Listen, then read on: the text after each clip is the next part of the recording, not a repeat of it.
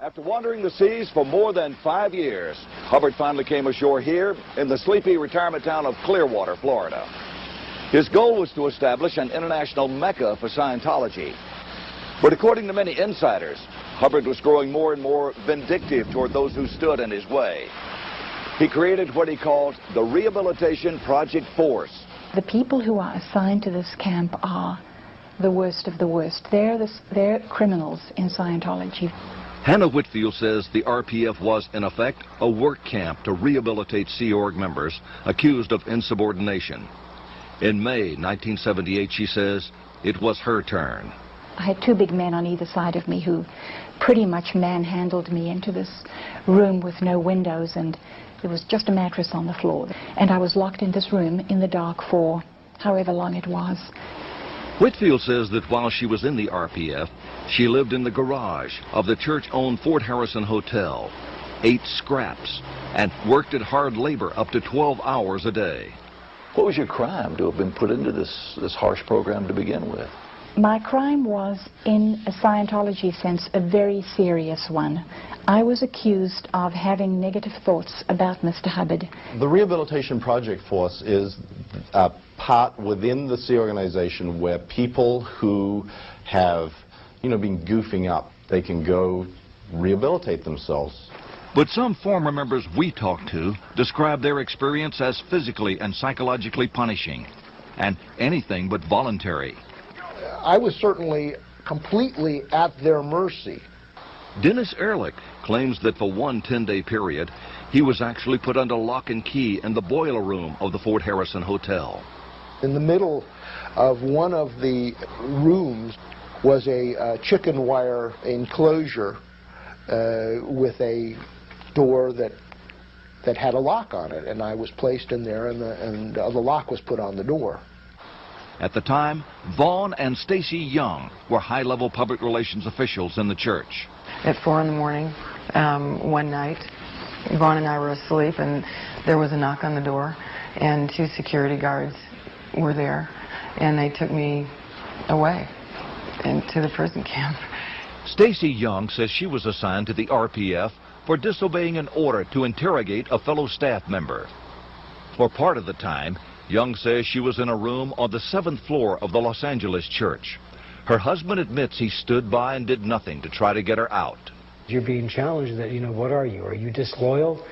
Do you love your wife more than freedom for the planet? You're going to let people suffer? All this crap is dumped on you. What are you supposed to say?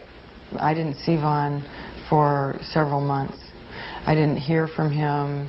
I didn't have any correspondence with him whatsoever. He did nothing to try and rescue me. I felt that my husband should have rescued me. I didn't take her out. I look back at that. I should have just picked her up. I should have just picked her up, and I should have just said, if anybody touches me, you're dead. Even after Stacy's release from the RPF, the Youngs remained loyal. But in 1988, Vaughn Young says, the church turned on him too, and he began his own 13-month stint in the RPF. You go through interrogations, hour after hour, day after day, week after week, month after month, breaking you down, breaking you down, breaking you down.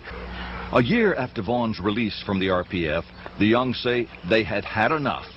They threw some clothes in the back of their car and fled. Hubbard's policy was, as long as you're with us, we'll leave you alone. But if you speak out against us, we're going to dog you and ruin you and destroy you. And that's exactly what they keep trying to do. Former Sea Org member Lawrence Wollersheim won a multi-million-dollar judgment against the church.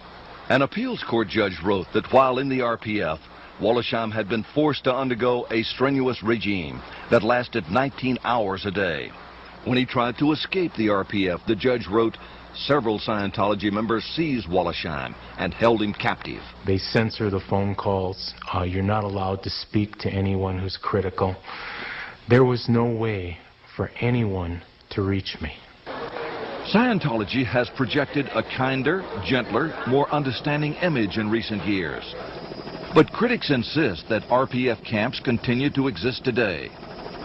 Sworn affidavits point to one at this site, a multi-acre spread near Palm Springs, which the church calls the Castile Canyon School. What is the Castile Canyon School? It's a school for the children of Sea Org members. We have seen sworn statements this also is an RPF camp. Is that true? There are RPF people there, yeah.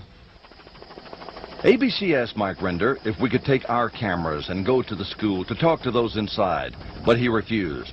With a helicopter. Earlier, when German filmmaker Peter Reichelt and his crew set out to see what they could find, this is what happened. You're blocking us. You are arresting us. You are not allowed to do that. A mile from the school, the Germans' way was blocked by carloads of Scientologists. According to the German filmmakers, senior church official Ken Hoden detained them for more than 2 hours. I'm giving you one last warning. Are you going to leave, yes or no? Fine! I'm placing you under citizen's arrest right now. What's so secret with this organization? What's so secret with this area?